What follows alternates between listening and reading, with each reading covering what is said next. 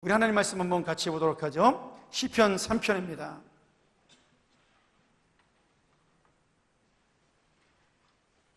우리 1절부터 마지막 8절까지인데요. 한 절씩 교독하면서 주의 은혜를 나누도록 하죠. 804면입니다. 여호와여, 나의 대적이 어찌 그리 많은지요. 일어나 나를 치는 자가 많소이다. 많은 사람이 있어 나를 가리켜 말하기를 저는 하나님께 도움을 얻지 못한다 하나이다. 셀라. 여호와여, 주는 나의 방패시요 나의 영광이시요 나의 머리를 드시는 자니이다. 내가 나의 목소리로 여호와께 부르짖으니 그 성산에서 응답하시는도다. 셀라. 내가 누워 자고 깨었으니 여호와께서 나를 붙드심이로다. 천만이 나를 둘러치려 하여서 나는 두려워 아니하리이다. 여호와여, 일어나소서. 나의 하나님이여, 나를 구원하소서. 주께서 나의 모든 원수의 뺨을 치시며 악인의 이를 꺾으셨나이다. 구원은 여호와께 있사오니 주의 복을 주의 백성에게 내리소서. 셀라. 오늘 이 시편 3편 그리고 다음 주에 시편 4편 연속으로 말씀을 함께 전하도록 하죠. 시편 3편과 4편은 똑같은 상황에서 다윗이 쓴 말씀입니다. 우리 시편 3편에 보면 그런 얘기가 적혀있죠. 다윗이 부재로 그 아들 압살롬을 피해서 피난할 때 지은 시다. 이 4편도 마찬가지입니다. 다윗이 그 아들 압살롬의 반란으로 그가 갑자기 궁에서 쫓겨나서 충성스러운 신하 몇 명만을 거느리고 기드론 강을 건너서 밤중에 도망할 때, 맨발로 도망했죠. 그때 도망할 때 밤중에 피신하면서 지은 시가 바로 시편 3편과 4편입니다. 그런데 성경을 주석했던 많은 분들은 이 시편 3편을 아침의 찬양이라고 부릅니다. 이 3편하고 4편이 쌍둥이신데 아침의 찬양이라고 부르고 그 4편을 저녁의 찬양이라고 부릅니다. 참 재밌지 않습니까, 여러분? 지금 죽음을 피해서 도망하는데 맨발로 도망하면서 지은 시인데 그 시의 제목이 아침의 찬양이에요. 우리말로 정확하게 표현한다면 아침의 기쁨의 찬양입니다. 여러분, 도망하는 사람이 뭐가 기쁠까요? 오늘 죽을지 내일 죽을지 모르는데 아들한테 쫓겨가면서 맨발로 도망하는데 기쁘다고 지금 이렇게 이야기를 하고 있는 거죠. 그러면 왜 이런 고통 속에서, 어떻게 이런 고통 속에서 이것이 아침의 찬양이라는 제목을 가졌는가, 그리고 또 우리가 찬양할 수 있는가를 이런 어려운 상황 속에서 우리가 한번 배우면서 우리도 과연 이런 상황 속에서 다윗처럼 노래할 수 있는가, 그 믿음을 한번 나눠보도록 그렇게 하죠. 1절에 보면 다윗이 이렇게 말씀하고 있죠. 여호와여, 나의 대적이 어찌 그리 많은지요. 나를 치는 자가 참 많습니다. 이렇게 이야기를 하고 있어요. 여러분, 지금 나를 치는 자라는 말이 뭐냐면 나의 원수라고 이야기를 하는 겁니다. 그런데 다윗만 원수가 있고 다윗만 대적이 있는 것이 아니죠. 우리 인생에도 원수가 있고 우리 인생에도 대적이 있습니다. 우리가 세상을 살아가면 그 세상 속에서 누구나 다 대적과 원수를 만나게 되는 겁니다. 뭐 꼭 이 원수와 대적이라는 것이 사람만 말하는 것은 아니죠. 내가 어려운 환경을 만나거나 어려운 상황을 만나거나 뭐 돈의 문제를 만나고 아니면 사람의 문제를 만나고 아니면 뭐 머릿속에 고통의 문제를 만나거나 육체의 문제를 만나도 그 모든 것들이 나를 대적하는 그런 원수가 될 수가 있다는 겁니다. 특별히 오늘 다윗은 원수 중에서도 가장 어려운 원수를 만났습니다. 왜 그 원수가 가장 어려운 원수예요? 자기 사랑하는 자식이기 때문입니다.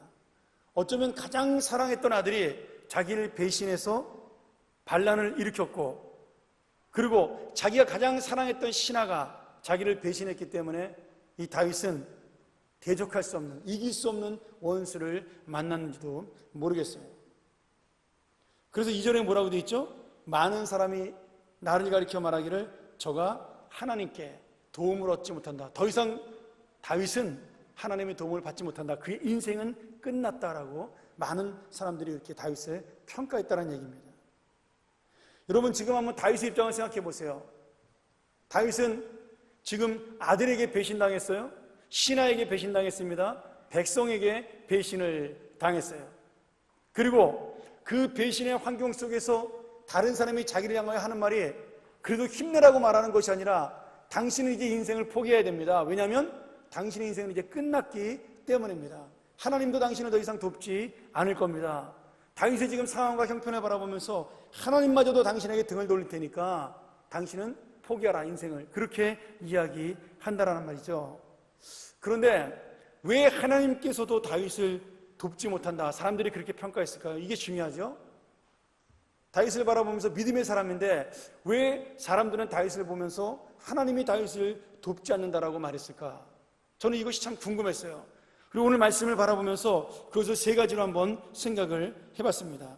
첫 번째는 다윗의 인간적인 마음으로 볼 때 자신이 절망에 빠지게 하는 대적입니다. 쉽게 말한다면 믿고 사랑하는 아들이 배신을 했으니까 다윗의 마음이 완전히 절망이죠. 어쩌면 다윗이 아들을 이길 수 있음에도 불구하고 아들이기 때문에 마음이 너무 절망해서, 마음이 너무 낙심해서 포기한 인생이 되었을지도 모르겠어요. 블레셋이 쳐들어와서 이렇게 자기가 어려움을 겪었다면 다시 승리하는 길을 찾았을지도 모르겠어요. 아니면 주변에 사람이, 자기를 미워하는 사람이 자기에게 대적을 했으면, 배신을 했으면 다윗이 그래 그까짓 거 내가 다시 한번 힘내지, 그럴 수 있겠어요. 그런데 가장 사랑하고 아꼈던 아들, 믿었던 아들이 자기를 배신하고 반란을 일으켰으니까 그 아들을 생각하면 다윗의 마음이 절망에 빠진다라는 거죠. 그러니 그런 절망의 마음을 가지게 한 것이 바로 하나님이시니까 하나님이 다윗을 돕지 않는다라고 세상 사람들은 평가를 한 것입니다. 두 번째는 믿었던 신하들과 많은 백성들이 다윗을 배신했죠. 다윗은 평생 동안 백성을 위해 살았던 사람입니다. 밧세바 때 한 번 실수하긴 했지만 다윗은 전쟁을 할 때에도 항상 자신이 앞장서서 전쟁을 했어요. 부하들을 앞세우지 아니하고 왕이 됐을 때도 처음에는 다 자기가 앞장서서 전투에 나가서 제일 먼저 싸움을 했습니다. 신하들이 말릴 정도였어요. 우리가 죽으면 나라가 위태롭지 않지만 당신이 죽으면 나라가 문제인데 이렇게 맨날 앞장서서 전쟁하면 어떡하냐, 이제는 제발 뒤에서 지휘하고 전쟁은 우리에게 맡겨달라고 그렇게 말할 정도로 다윗은 백성들을 위해서 자기가 앞장서서 헌신하고 희생했던 왕입니다. 그런데 그런 다윗을 백성들이 배신한 거죠. 특별히 다윗이 가장 사랑했던 장군, 자기의 조카였던 요압보다 더 사랑했던 장군이 누구냐면 아히도벨입니다. 아히도벨은 이스라엘의 대장군으로서 명성과 지략이 아주 뛰어난 장군이었어요. 그리고 존경받던 사람이었습니다. 그런데 다윗이 가장 아끼고 신임했던 부하 아히도벨 장군조차도 다윗을 배신하고 압살롬에게 붙은 겁니다. 압살롬이 얼마나 사람들에게 잘했는지 그 짧은 시간에 완전히 백성들의 마음을 사로잡고 부하들의 마음을 사로잡아서 다윗이 반란이 일어났을 때는 삽시간에 손도 쓸 수 없을 정도로, 그래서 맨발로 도망할 만큼 그렇게 급하게 압살롬이 쉽게 예루살렘 왕궁을 점령할 수가 있었던 거죠. 그러니 여러분 한번 생각을 해보세요. 아들이 배신해, 신하가 배신해, 백성이 배신해. 지금 다윗을 쫓아오는 사람은 극소수예요. 도망가는 데 또한 그냥 시므이가 막 다윗을 저주하잖아요. 네가 나쁜 짓을 했으니까 하나님께 그래 벌을 받는 거다. 너는 죽어도 싸다, 망해도 싸다, 막 그러면서 또 저주하죠. 쫓겨가는 다윗의 마음속에 완전히 절망적인 마음이 들 수밖에 없는 거죠. 한번 생각해 보세요. 내가 무엇하러 인생을 살아왔던가? 내가 왕으로 지금까지 살아온 것이 무엇이었나? 내가 이 백성을 위해서 살아온 것이 도대체 어떤 의미가 있었나? 다윗의 마음속에 그런 생각이 들지 않았겠어요? 왕자리에서 쫓겨나고 지금 도망가는 게 중요한 게 아니라 그 배신한 사람 보면서 자기가 살아왔던 인생조차 회의가 들고 실망하게 되는, 자신에 대해서 실망하게 되는 그런 낙심적인 상황이라는 말씀이죠. 그러니 사람들이 바라볼 때 다윗은 하나님이 버렸다라고 그 정도로 표현한 사람이 된 겁니다.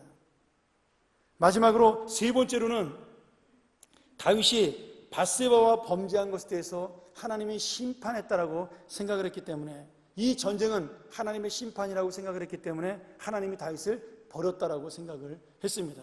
실제로 다윗 자신도 그 고백을 하는 거죠.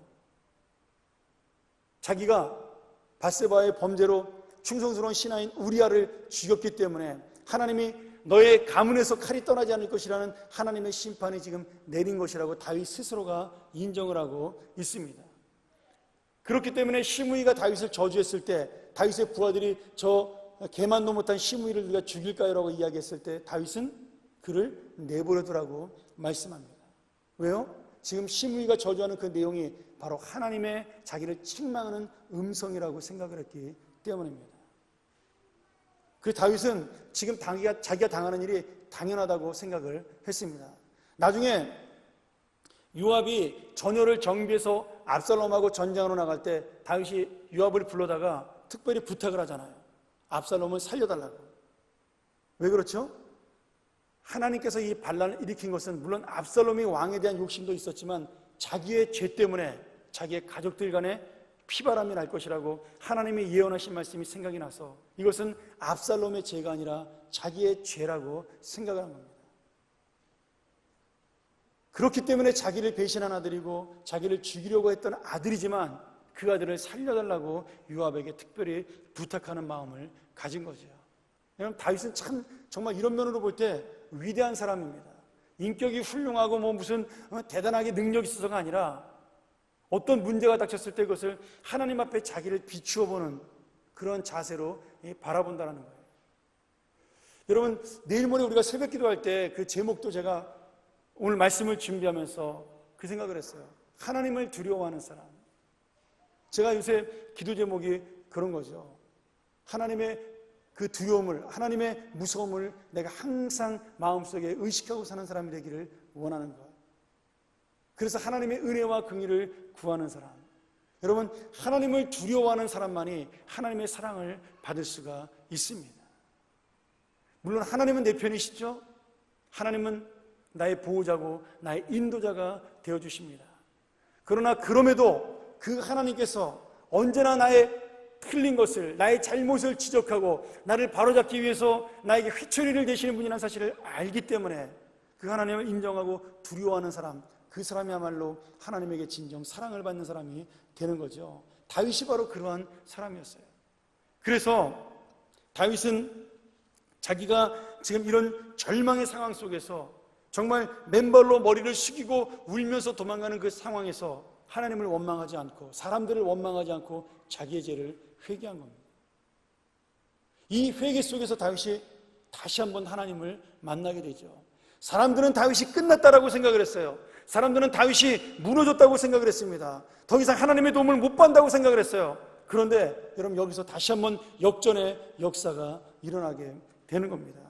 우리 한번 3절 한번 같이 볼까요?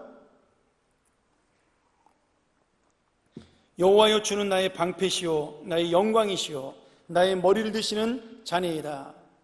여러분, 주님이 나의 방패라고 말씀하고 있죠. 나의 영광이라고 말씀하고 있죠. 나의 머리를 들어준다라고 말씀하고 있습니다.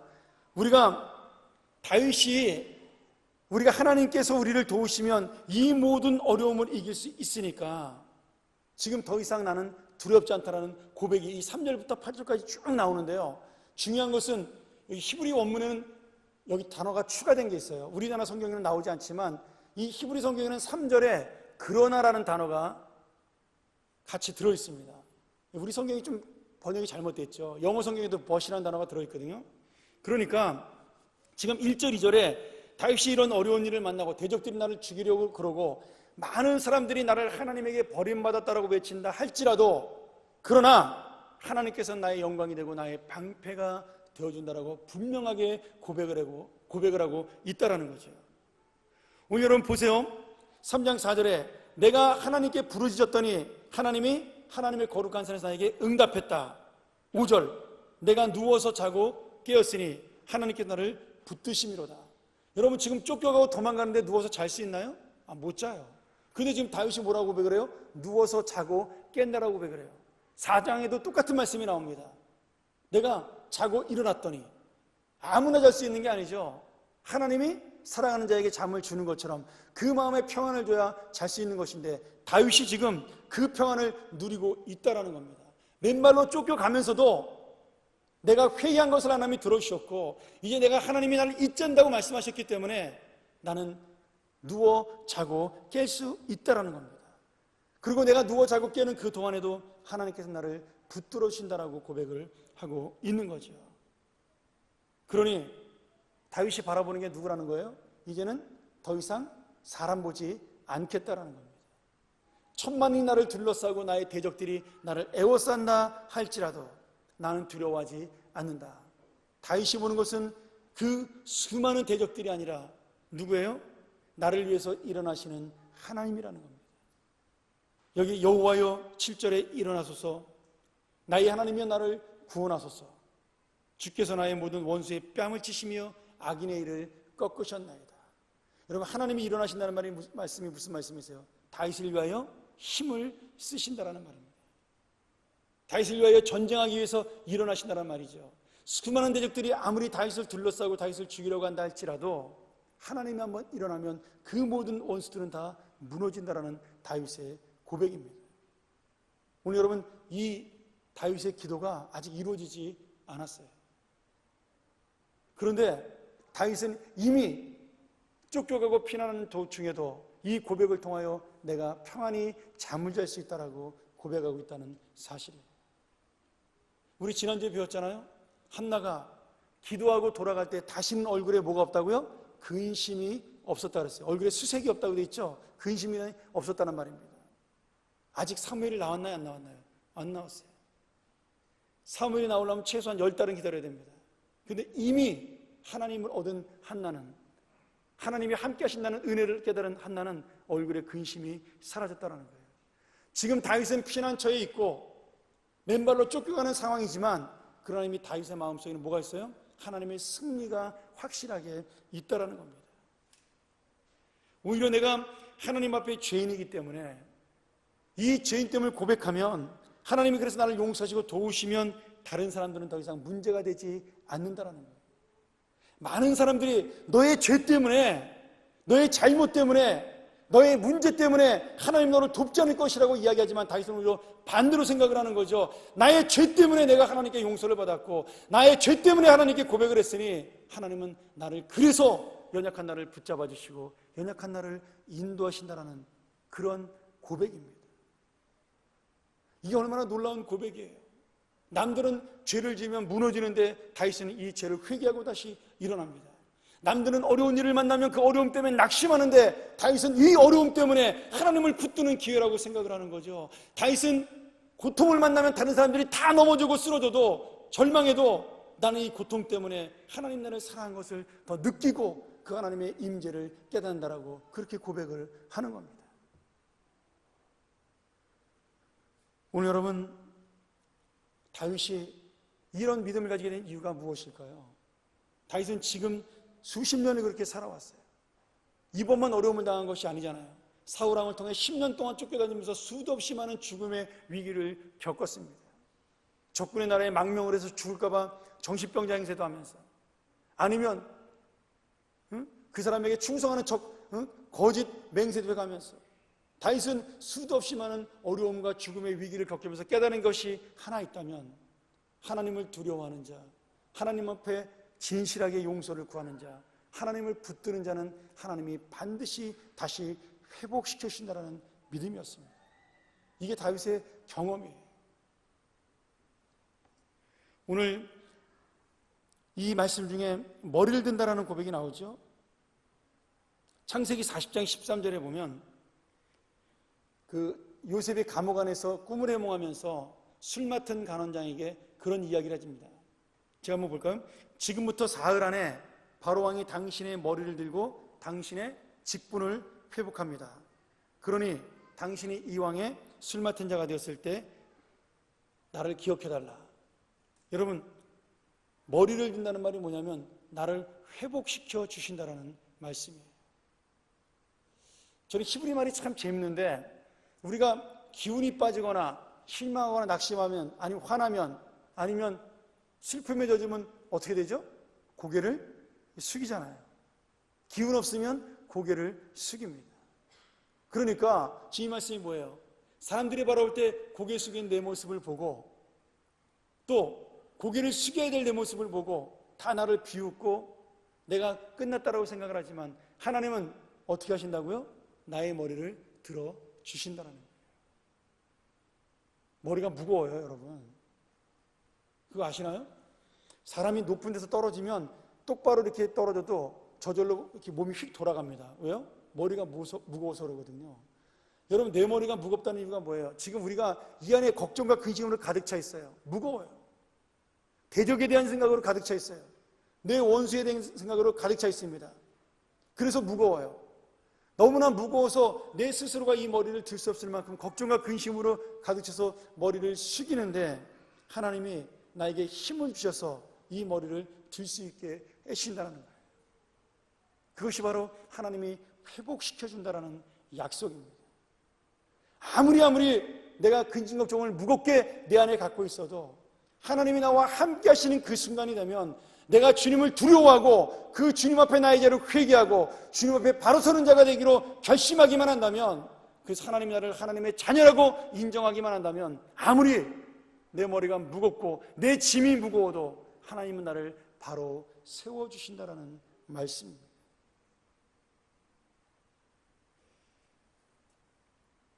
오늘 여러분, 우리가 꼭 기억해야 될 것이 하나 있어요.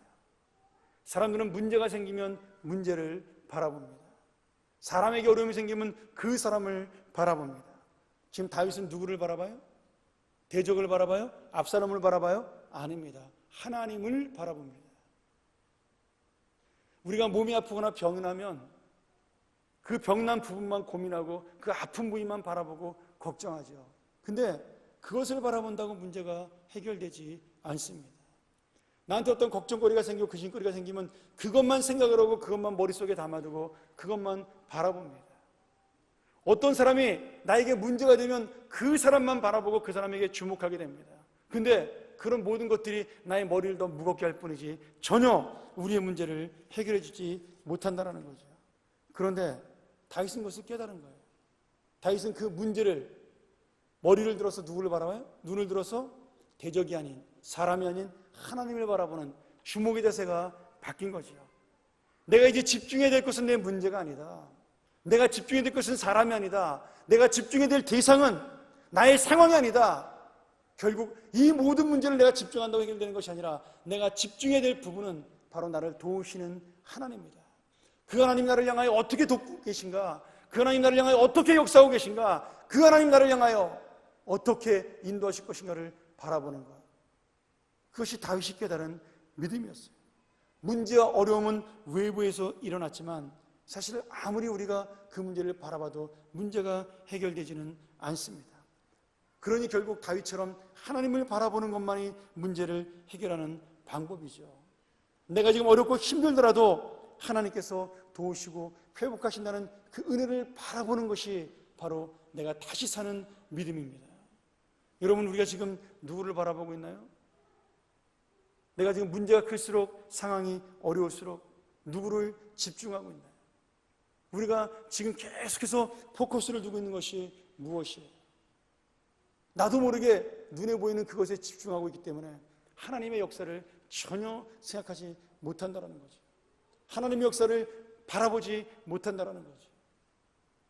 오늘 이스라엘 백성들이 홍해 앞에 섰을 때 그들이 홍해를 바라보고 뒤에 쫓아오는 애국 군대를 바라보면서 우리를 이곳에 와서 죽게 한다고 원망과 불평을 할 때 모세가 뭐라고 말씀하죠?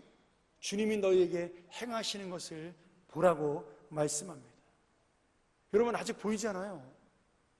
주님이 어떻게 행할지 아직 전혀 보이지 않습니다. 근데 애굽의 군대는 보이고요, 앞에 홍해 바다는 눈앞에 보입니다. 그럼 우리가 지금 어떤 걸 바라봐야 되나요? 지금 모세는 보이지 않는 하나님의 도우심을 바라보라고 얘기해요. 하나님이 역사하는 것을 바라보라고 이야기합니다. 근데 우리가 지금 무엇을 바라보고 있느냐는 거죠. 다윗을 보세요. 다윗은 이미 시간을 초월해서 이 기도의 결과를 알고 있는 겁니다. 자기가 기도했지만 이미 이 기도의 결과를 알고 있어요. 결국 다윗의 믿음대로 시간을 초월해서 다윗의 믿음은 응답을 받잖아요. 다윗의 영광은 회복되고 승리하게 되었습니다. 압살롬은 죽었고 아이도벨은 자살했고, 그리고 그 대적들을 쫓았던 많은 사람들은 다시 다윗 앞에 엎드려 용서를 구하는 그러한 일이 일어나게 된 것이죠. 다윗은 이미 시간을 초월해서 하나님을 바라봄으로 미래에 자기의 머리를 들 수 있는 영광을 회복했다라고 이미 여기서 고백을 하고 있는 겁니다. 주께서 나의 모든 원수의 이미 뺨을 치셨다. 악인의 이를 꺾으셨다. 그가 나를 물려고 애를 쓰는데 이미 꺾어놨다 이거예요. 지금 미래 완료형으로 보고 있는 겁니다. 아직 보지 않았지만 지금 쫓겨다니고 있는 그런 순간이지만 다윗은 이미 꺾었다라고 믿고 있는 겁니다. 그러니 다윗은 시간을 초월해서 하나님의 응답을 미리 보고 있는 거죠. 또한 다윗은 공간을 초월해서 미리 보고 있는 거예요. 어떻게요? 지금 자기는 맨발로 쫓겨가고 있지만 왕궁에서 어떤 일이 일어날 것인가? 그곳에서 역사하시는 하나님의 은혜를 미리 바라보고 있는 겁니다. 다윗의 믿음대로 그 다윗의 왕궁에서는 아히도벨과 압살롬이 반목하고 후세의 계략을 통해서 이미 그들이 갈라지는 역사가 일어났습니다. 아직 전쟁은 일어나지 않았지만, 다시 싸움은 붙지 않았지만 이미 다윗의 승리는 확정이 된 것이에요. 이것이 바로 다윗이 원한 시공간을 초월하는 기도입니다. 여러분, 기도에는 우연이 없습니다. 기도는 절대로 운수가 아니에요. 하나님의 역사가 시공간을 초월해서 일어나는 우리에 대한 사랑의 확신입니다. 오늘 여러분, 우리가 세상을 살다 보면 수도 없이 많은 문제를 만나죠. 어려움을 만납니다. 때로는 죽을 것 같고 차라리 사는 것이 죽는 것만 못해 보일 때도 많습니다. 도저히 우리 힘으로 어떻게 해볼 수 없는 절망적인 상황에 처할 때도 있는 거죠. 그런데 다윗의 마지막 고백처럼 구원은 우리에게 있지 않습니다. 구원은 사람에게 있지 않고요, 구원은 우리의 걱정에 있지 않냐고, 구원은 우리의 염려에 있지 않습니다. 구원은 오직 다윗의 고백대로 여호와께 있사오니 주의 복을 주의 백성에게 내리소서. 내가 주님의 백성이 되는 그 순간에 내가 주님 앞에 바로 서서 회개하고 그 주님의 은혜를 붙드는 그 순간에, 그래서 너는 나의 아들이라고, 너는 나의 딸이라고, 너는 나의 백성이라고 인정하는 그 순간에 하나님의 구원의 역사는 동시에 일어나는 겁니다. 사랑하는 여러분, 구원은 더 이상 세상에 있지 않죠. 구원은 오직 하나님께 있습니다. 혹시 압살롬처럼 자식이 우리를 배반할 수도 있습니다. 혹시 내가 믿는 사람이 나를 배신할 수도 있죠. 내가 열심히 살아도 세상이 나를 배신할 수가 있습니다. 내가 아무리 착하게 살고 정직하게 살려고 애를 써도 아무 잘못한 것이 없음에도 불구하고 이 세상은 나를 괴롭힐 수가 있습니다. 그러나 하나님은 우리를 버리시지 않습니다. 하나님은 우리를 붙드십니다. 하나님은 우리를 버리는 것이 불가능하세요. 우리를 구원하시는 것이 불가능한 것이 아니라 우리를 버리는 것이 하나님은 불가능합니다. 왜요? 하나님은 이미 우리를 구원하시고 사랑하셨다고 말씀하시기 때문입니다. 다윗은 다른 건 없어도 이 믿음이 있었어요. 하나님은 절대로 나를 버리지 않는다. 내가 죄인이랄지라도, 내가 이렇게 무능한 사람이랄지라도, 자식에게조차 내가 버림받은 그러한 불쌍한 존재가 된다 할지라도 하나님은 절대 나를 버리지 않는다. 이 믿음이 있었기 때문에 다시 그의 머리를 들 수 있는 영광을 회복하게 된 것이죠. 오늘 여러분, 우리가 하나님 앞에 오늘 이 기쁨을 맛봤으면 좋겠어요. 이 은혜를 맛봤으면 좋겠습니다. 하나님 못하시는 게 무엇이라고요? 우리를 버리시는 겁니다. 우리를 외면하시는 거예요. 우리의 기도를 응답 안 하시는 겁니다. 하나님 그거 못하셔요. 왜요? 하나님 우리를 사랑하시기 때문입니다. 여러분, 사람들은 내가 끝났다라고 말할 수 있겠어요. 너 언제나 그 고생 끝나냐? 우리를 안타깝게 여길 수도 있습니다. 어쩌다 그렇게 됐냐라고 우리를 불쌍히 여길 수도 있겠죠. 여러분, 그런 거에 신경 쓰지 마세요. 오늘 주님께서 우리를 바라보는 눈, 그것이 아닙니다. 내가 너를 돕겠다라고 말씀하시는 겁니다. 나를 붙든다라고 말씀하시는 겁니다. 내가 너를 향하여 일어나겠다라고 말씀하고 있는 거죠. 오늘 이 구원이 우리에게 있습니다. 오늘 이 구원이 하나님을 통해 우리에게 임하는 거죠. 사랑하는 여러분, 오늘 하나님을 바라보고 우리의 시간과 공간을 초월하여 이미 승리를 맛보게 하시는 그 하나님, 오늘 그 하나님이 나의 하나님이 되시고 나의 아버지가 되시고 오늘 그 하나님을 만나시기를 주의 이름으로 간절히 축원합니다.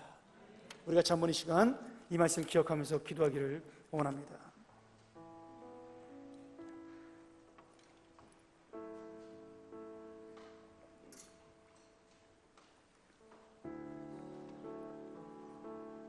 하나님 아버지, 내가 하나님을 바라보지 못함을 용서해 주시고 내 안에 있는 나의 죄를 바라보다 실망하고 나 자신을 바라보다 실망하고 사람을 바라보다 넘어지고 내 안에 있는 문제를 바라보다 낙심하고 외부의 불려온 충격 때문에 바깥에서 나에게 닥쳐오는 어려움 때문에 넘어지고 낙심하여 주님을 바라보는 것조차 잊어버리고 고개를 떨고 있는 나의 믿음을 용서해 주시고 이제는 눈을 들어 주님을 바라보는 믿음을 갖게 하여 주시옵소서. 나를 위하여 일어나시는 하나님을 만나게 하여 주시옵소서. 나를 세워주시는 주님을 만나게 하여 주시옵소서. 구원은 여호와께 있사오니 구원은 주님께 있사오니 주님의 복을 주님의 자녀에게 하나님의 자녀인 나에게 내려 주시옵소서. 다윗처럼 당당하게 기도하는 오늘 이 시간 되기를 주의 이름으로 소원합니다. 우리 함께 이 말씀 기억하면서 기도하죠. 하나님 아버지,